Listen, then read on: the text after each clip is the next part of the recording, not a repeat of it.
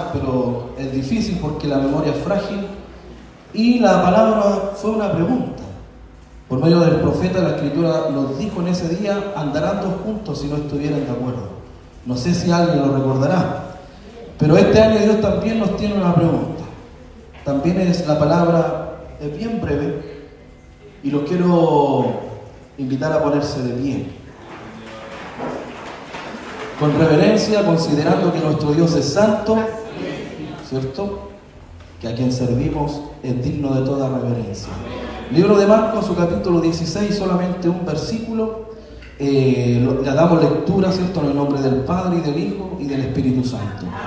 Dice así la palabra del Señor. Pero decían entre sí: ¿quién nos removerá la piedra de la entrada del sepulcro? Buena pregunta. Pero decían entre sí: ¿quién nos removerá la entrada del sepulcro? Por la lectura de su palabra somos todos bendecidos. Lo invito a tomar asiento, amados hermanos.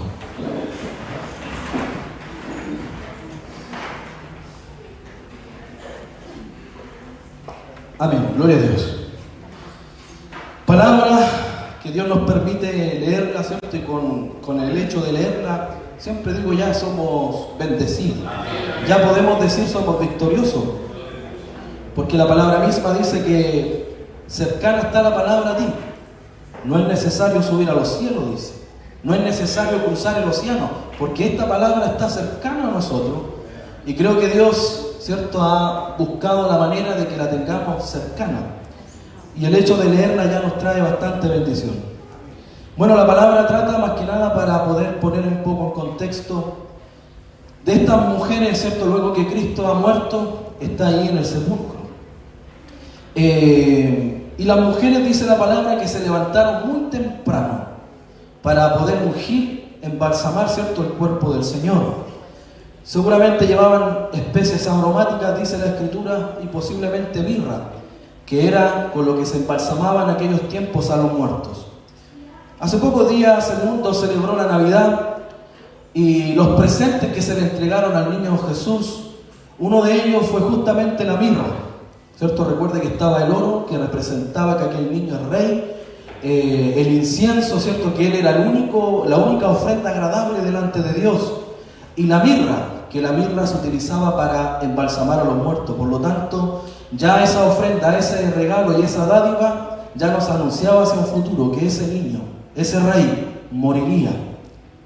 Que ese era de cierta manera el objetivo y la misiva, que este Hijo de Dios vino a entregar su vida por los pecadores. Entonces, estas mujeres desesperanzadas, sin duda, de poder ir a servir, porque ellas estaban en el servicio. Independiente que Cristo estaba muerto, ellas iban a honrar a su Señor, a su Maestro, que le había sido quitado.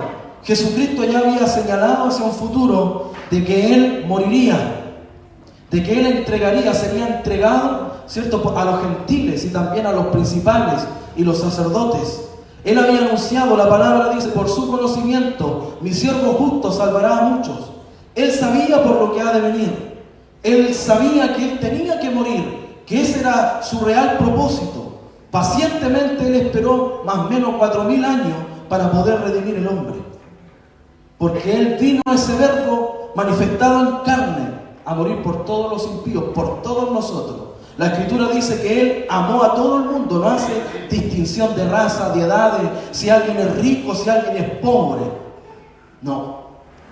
A veces nos gusta cuando vemos que Dios hace misericordia con los pobres, o cuando decimos como Pedro, que era un hombre que a lo mejor no entendía, no era un hombre letrado, no era un hombre de la palabra, y Dios lo usa. Pero también la multiforma de Dios usó a un apóstol Pablo, que era fariseo, era un hombre de la ley, de la palabra. La multiforma de Dios. Entonces vemos como estas mujeres, por medio de esta palabra, sin duda desesperanzadas, van al servicio de ungir el cuerpo del Señor. Y uno, al menos yo meditaba en mi casa, ellas tuvieron una negación tan grande, tan terrible. Me imagino que su alma estaba tan afligida, tan herida, tan conmocionada, que hicieron una tremenda negación para poder acudir al sepulcro. Yo un día, hace varios años atrás, estando en Playa Blanca, presencié una discusión que terminó con una posterior pelea. Y fue tan fuerte para mí ver aquello que me conmocionó, ver cómo jóvenes se golpeaban entre sí, se amenazaban de muerte, y por así decirlo, como dice el buen chileno, quedó la grande, como se dice. Y eso como que me quedó dando vuelta, me puso un poco inquieto, incluso tuve hasta una pesadilla. Me imagino lo que ellas vivieron cuando todo un pueblo estaba allí juzgando injustamente al Hijo de Dios, a quien ellas amaban. Cómo ellas presenciaron cómo un pueblo entero se fue contra el Hijo de Dios, cómo le maltrataron, cómo le vituperiaron, cómo lo humillaron, cómo le levantaron calumnia, cómo lo colgaron. Me imagino esa aflicción que ellas tuvieron. No es fácil. No es fácil. A veces nosotros leemos simplemente, ellas fueron. No, me imagino su corazón.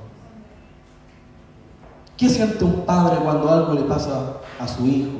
¿Qué siente un amigo cuando le sucede algo grave a su amigo? Le afecta. Le afecta su alma. Y sin duda cuando estas mujeres se acercaban, ¿cierto? Su alma ya iba afligida. Pero aún así ellas iban hacia un servicio.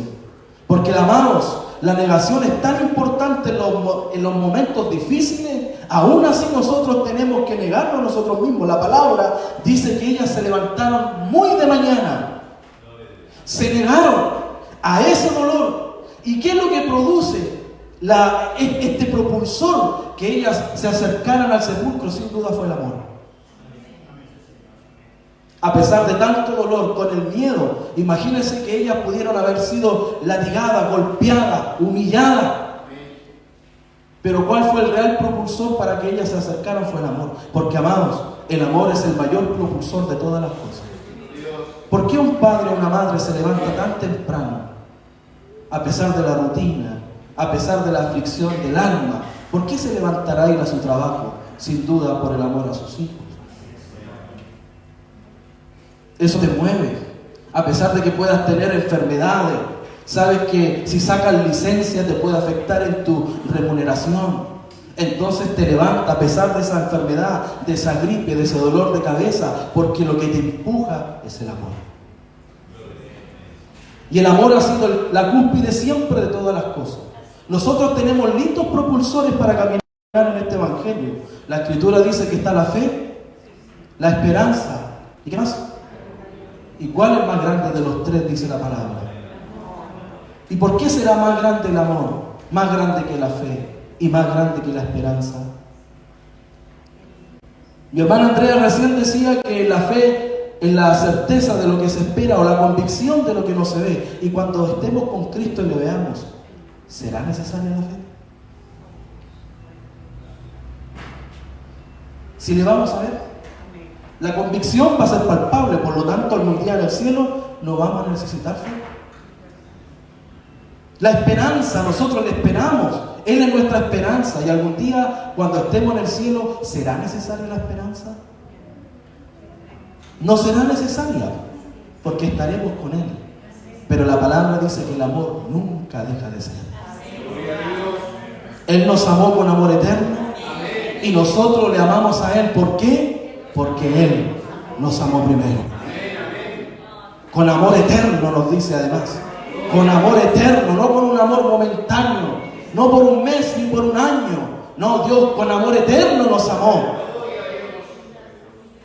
Para que ustedes lo consideren con amor tan grande, tan colosal, tan tremendo, en la manera con la cual Dios nos amó. Por lo tanto, estas mujeres se niegan para ir al sepulcro. Amados, el evangelio siempre ha sido de negación. No podemos caminar en este evangelio a pesar de los dolores sin negación. La negación es tan importante, ¿cierto?, para matar a este hombre, a esta mujer que es contra el evangelio, que nos impide avanzar hacia Cristo. La carne es lo más terrible, el peor de todos nuestros enemigos. Siempre lo ha sido, somos nosotros mismos. ¿Sí? Porque el diablo incentiva la carne. El mundo, ¿para qué decirlo? No incentiva a esta carne porque sabe que el hombre es carnal, vendido al pecado, como dice el apóstol Pablo allí en Romanos. El hombre se mueve a través de los deseos de la carne. Por eso nosotros también debiésemos meditar en lo que hicieron estas mujeres en esta negación. Jesucristo nos dijo: si alguno quiere venir en pos de mí, si alguno, le habló a muchos, le habló pero a multitudes, pero si alguno, porque siempre es la minoría. Si alguno quiere venir en pos de mí, si alguno de estos 5.000, si alguno de estos 10.000, de estos 300, de estos 100, si alguno quiere venir en pos de mí, niéguese a sí mismo, tome su cruz cada día y sígame. Porque si uno dice ama más a padre, a madre, hijos e hijas por mí más que mí, no es digno de mí. Y el que no toma su cruz y me sigue, no puede ser mi discípulo.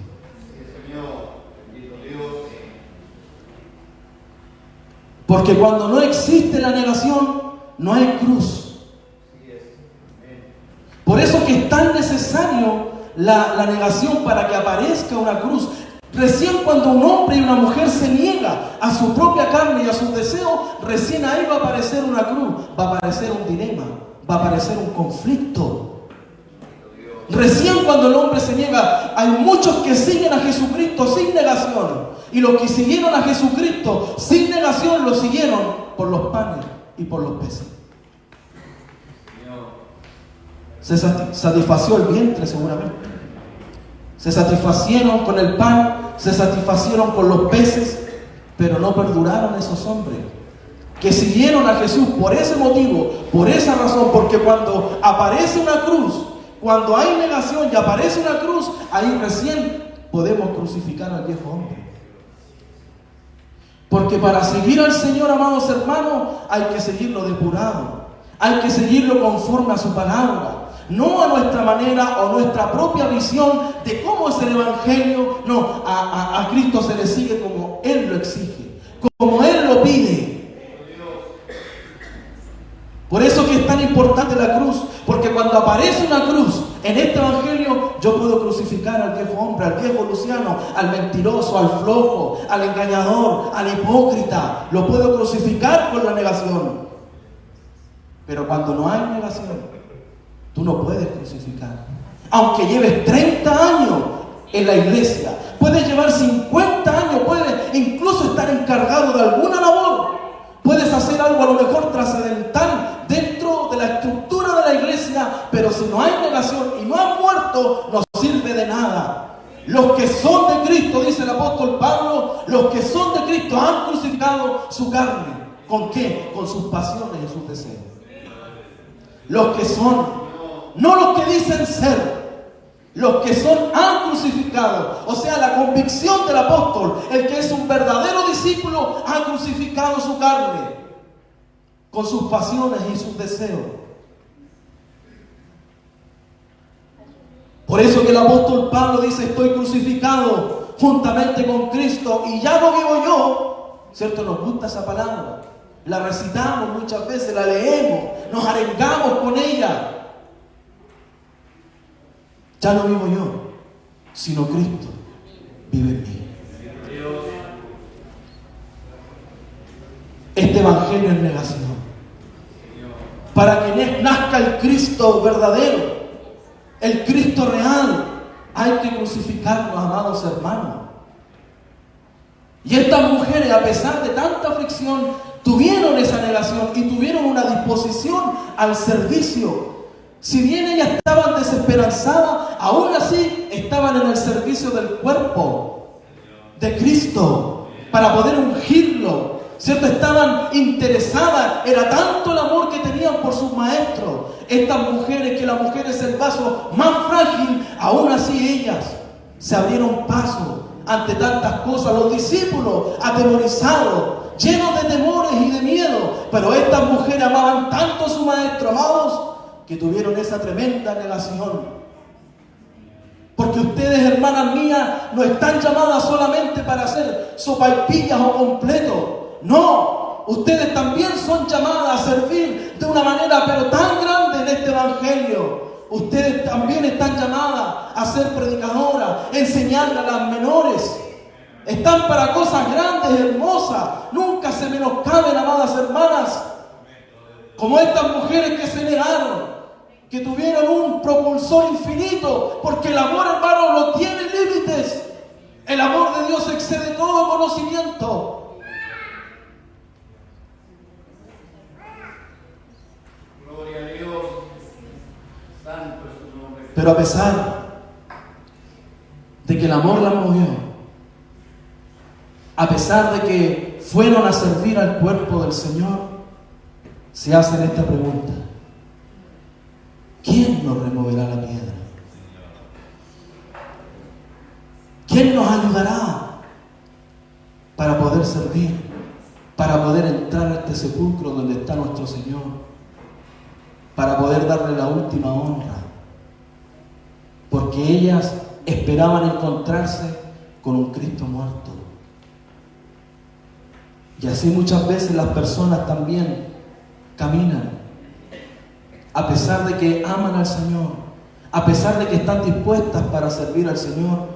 Cuando viene el dilema, cuando vienen las aflicciones, muchas veces nos damos cuenta que para nosotros Cristo está muerto. Porque no basta solamente con que tengamos a Cristo de forma cristocéntrica. A veces descansamos en el brazo de carne. Por eso ellas se preguntaban: ¿cómo lo haremos para mover esa piedra? Y buscamos la manera, porque estamos acostumbrados a nosotros llevar la rienda de nuestra vida. Nosotros lo decidimos todo, no le consultamos al Señor si lo que queremos hacer corresponde o es conforme a su voluntad. Pareciera que Cristo está muerto.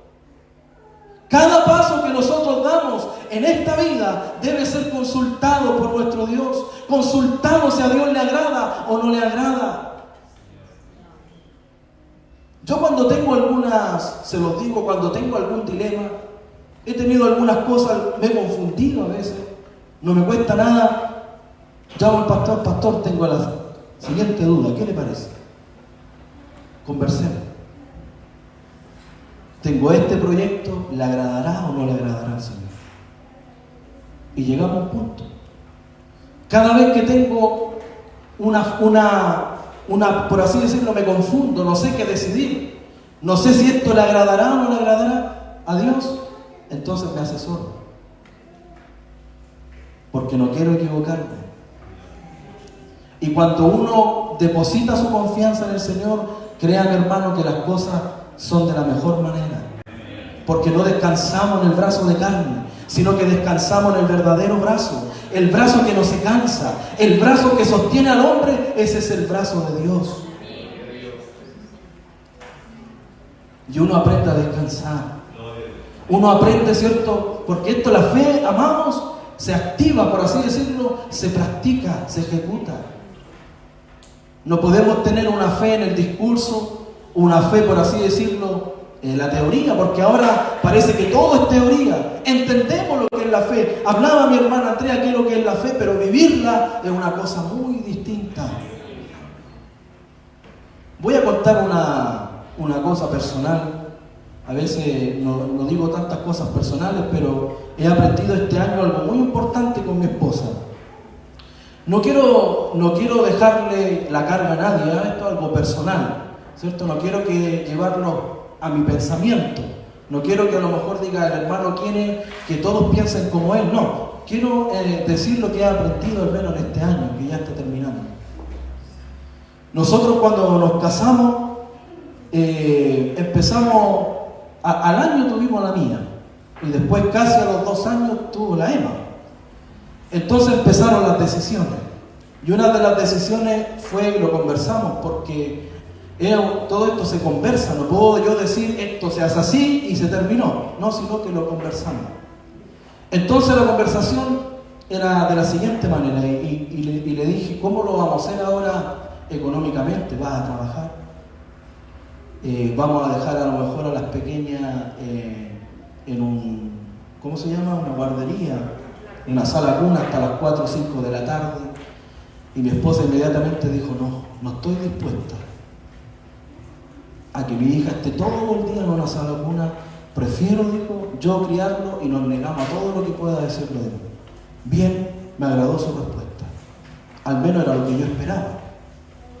Entonces nos dimos cuenta que ya empezamos, de primera nos costaba, a lo mejor tirábamos lágrimas, este mes, ¿cómo lo hacemos? Porque ya la decisión estaba tomada. ¿Cómo lo hacemos ahora? ¿Cómo nos aprendiendo? Estábamos recién casados. Entonces empezábamos de cierta manera de primera y veíamos cómo poder hacer las cosas, porque estamos tan acostumbrados a hacer las cosas a nuestra manera, tan acostumbrados desde pequeños, y desde pequeños se nos ha enseñado a nosotros que todas las cosas se ganan. Y eso puede decir socialmente es correcto. Si tú trabajas tienes que ser remunerado, algo tienes que tener, pero la lógica de Dios a veces trasciende esas cosas. De chiquitito a mí me dijeron que si quería un regalo para Navidad tenía que ganármelo. De chiquitito me decían que si me portaba bien tenía un premio o un permiso. De chiquitito todo lo que quería conseguir me lo tenía que ganar. Todo. Por eso que a mucha gente le cuesta entender que la salvación es de balde. Le cuesta entender que la salvación no es por méritos nuestros, no porque yo me lo gané o se me porté bien este año o el año pasado me porté más o menos, no, sino que esta salvación depende solo por la obra redentora de nuestro Señor Jesucristo. Y lo que nosotros tenemos en esta vida es porque Él nos dio, a Él le plació, porque Él ha sido fiel con nosotros. Y en un principio nos tirábamos el pelo, no hallábamos cómo hacerla, pero poco a poco la fe se empezó a ejercitar. Se ejercitaba. De a poquito se ejercitaba. Y le digo algo, no sé cómo, hasta este día lo hemos hecho. Porque Dios es fiel.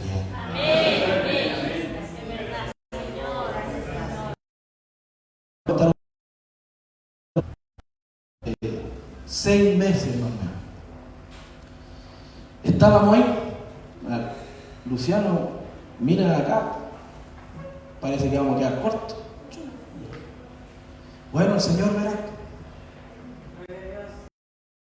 El Señor verá. Yo estoy cansado. Me miró mi esposa y yo, ¿será no? ¿Cuánto pasaron? 4 días. 4 días. Venga para acá, me dije.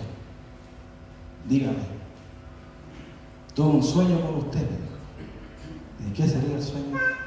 Que tengo algo que es tuyo, me dijo. ¿Pero qué será? Me dijo, estoy peleando con lo que soñé, dijo. Así que tómalo y ándate al tiro, dijo, antes que me arrepienta. Tomé, me fui. Llegamos a la casa, $1.000.000 pesos. Gloria a Dios, gloria a Dios. Sin yo contarle a nadie, estando calladito, confiando de que el orden, creo yo, por eso es que quiero decirle que no es que quiero que ustedes vengan a mi pensamiento, pero Dios tiene un paraguas. Abajo Cristo viene con otro paraguas. Después viene el esposo con un paraguas. Después viene la esposa con el paraguas y abajo están los hijos. ¿Qué pasa si uno de los paraguas se sale? Los hijos se mojan. Por eso que nos tuvimos dispuestos, por la fe, amado, que la Andreita trabajara, mi esposa. Como ustedes la conocen, la Andreita, le dicen. Nos negamos a tantas cosas, hermano. A lo mejor un gusto, a lo mejor comprar un mejor zapato, un mejor terno. Pero doy gloria a Dios que en esta misma tarde mis hijas estaban cantando ahí en la escalera que el león que ruge resucitó, porque tiene una madre que le enseña, tiene una madre que le fomenta. Cuando no damos gracias en la mesa, la he probado. Papá, no hemos dado gracias en la mesa. Y creemos que todo algún día esta fe se ejercita. Y si algún día aparece la enfermedad, va a estar ejercitada. Si algún día aparece la cesantía, la fe va a estar ejercitada.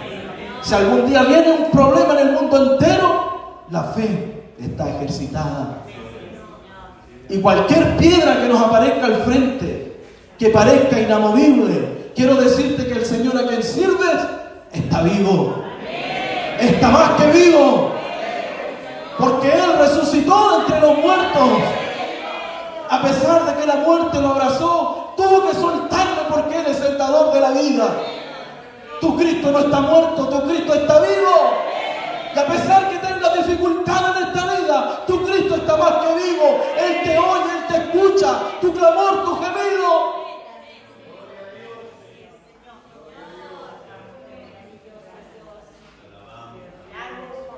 Sí, grande es su nombre. Grande es su nombre. Nadie le pudo hacer frente. ¿Usted sabe el pacto que hizo el diablo? El diablo hizo un pacto bueno. El diablo pactó con la muerte y con el Hades. Con esos dos pactó el diablo. El diablo tenía un arma tan fuerte que era el pecado, y el pecado tocó al hombre y lo mató. O como lo dice Apocalipsis capítulo 6, versículo 8, acerca del jinete, el caballo amarillo, quien lo jinetea en la muerte, y el Hades quien lo sigue. Todo hombre pecador, la muerte le tocó, y el Seol y el Hades abrió su boca, y a todos se los tragó, victorioso. Un pacto pero tremendo.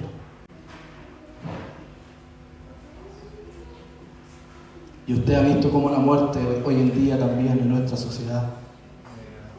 Este jinete cabalga en nuestra sociedad. ¿Usted no se dio cuenta tantas muertes ahora en esta fiesta de Navidad? Cuánta gente asesinada. Salió uno, disparó a unos vecinos, lo mató. En el norte otros muertos. Por acá, en el sur, aquí en Lota. ¿Se ha dado cuenta cómo cabalga este caballo amarillo?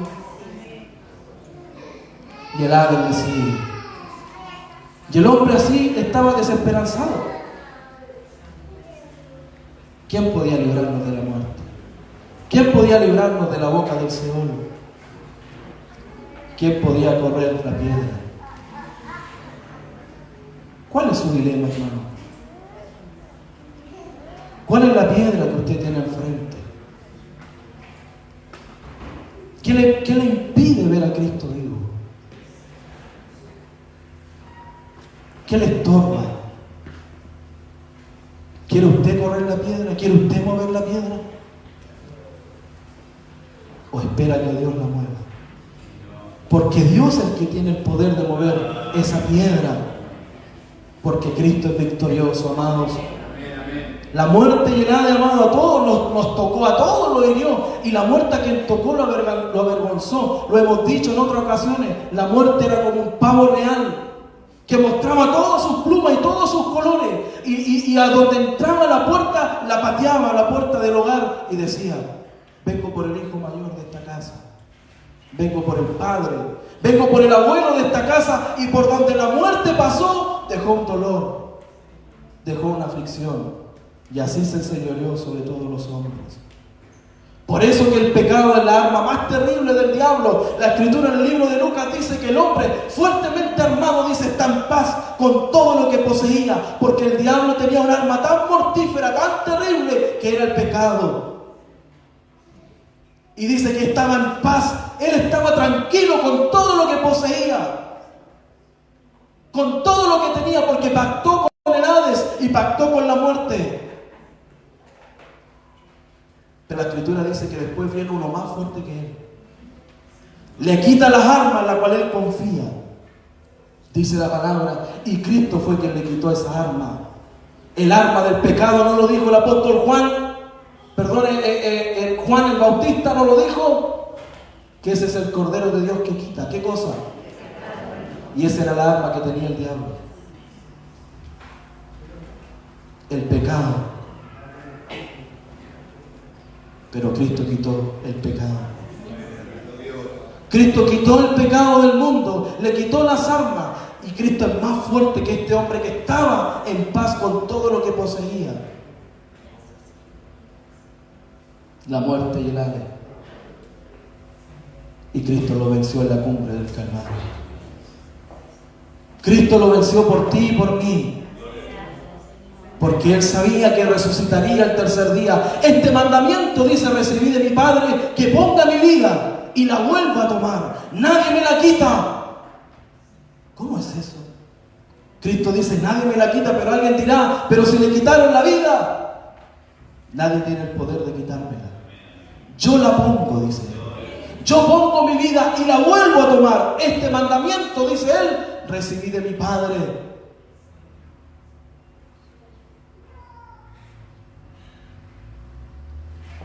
Bendito mandamiento, en el cual tú y yo somos salvos. Y de verdad que somos salvos. Amados, se decían, ¿quién nos removerá la piedra de la entrada del sepulcro? Versículo siguiente. Pero cuando miraron, vieron removida, ¿qué cosa? La piedra. Era muy grande. Por más grande que sea el problema, por más grande que sea el dilema, para Dios no hay nada imposible, amados hermanos. Por más grande que sea la piedra, Dios la va a mover, la va a remover, porque Él es todopoderoso. Versículo siguiente. Mas Él les dijo, no os asustéis, buscáis a Jesús Nazareno, el que fue crucificado. Claro, ellas creían que iban a ver a un Jesús muerto, pero el que fue crucificado, dice este ángel, ha resucitado. No está aquí, dice Él, no está aquí. Mirad el lugar donde le pusieron. Ellas testificaron que Jesucristo estaba vivo, que Él está sentado a la diestra del Padre, mediando por cada uno de nosotros. Mediando, oh Padre, Luciano o Ricardo tiene una piedra inamovible. Oh Padre, muévele esa piedra. Muévesela, Él media por nosotros, porque Él está vivo. No está aquí. No está aquí. Algunos creen que Buda fue alguien especial. ¿Dónde están los huesos de Buda? En su sepulcro. Ahí está en su sepulcro. ¿Dónde están todos estos grandes maestros de esta historia? ¿Dónde están? Están todos muertos. Pero nadie puede testificar y nadie encontrará registro de los huesos de Cristo. Si ni siquiera le quebraron uno de sus huesos, amados hermanos. No. Cristo es victorioso. Cristo es victorioso, y quiero decirle esto, amados hermanos, y con esto termino. En ese día de su crucifixión, ellas vieron lo que había acontecido. Las tinieblas en ese día eran tan terribles y tan grandes, que dice que a las 3 de la tarde el cielo se oscureció en aquel día. Las tinieblas operaron como nunca antes habían operado. Las tinieblas en ese día fueron ellas las que vociferaron.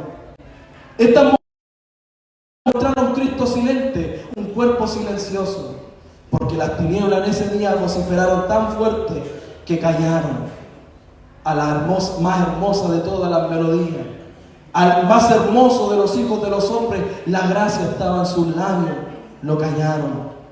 Él guardó silencio. Guardó silencio por ti y por mí. Él guardó silencio y pensaron que habían callado al autor y consumador de esta fe, al autor de la vida. Pero se equivocaron. Porque al tercer día, amados hermanos, a lo lejos, una melodía nuevamente empezó a emerger. Y esa era la melodía de nuestro Cristo victorioso. Por eso que yo les quiero pedir a los hermanos del coro que volvamos a entonar esa alabanza que recién hemos entonado, que Jesús ha resucitado. Porque, iglesia, ya culminando este año, y con esto termino, tu Cristo está más que vivo. Tu Cristo está más que vivo. Él vive y vive para siempre. Por eso descansemos en este Señor que nos ha hecho tanto bien, ha sido fiel, ha sido misericordioso con nosotros. A pesar de las dificultades, Él nunca nos ha abandonado. Así que, iglesia, los quiero invitar a ponerse en pie y testificar la victoria, porque la cruz no es todo, sino el sepulcro vacío. Esa es nuestra victoria. Jesucristo ha resucitado de entre los muertos. Él vive para siempre. Nuestro Señor En esta iglesia testificamos de su victoria. Alaba al que vive, alaba al que vive. Y testifique sobre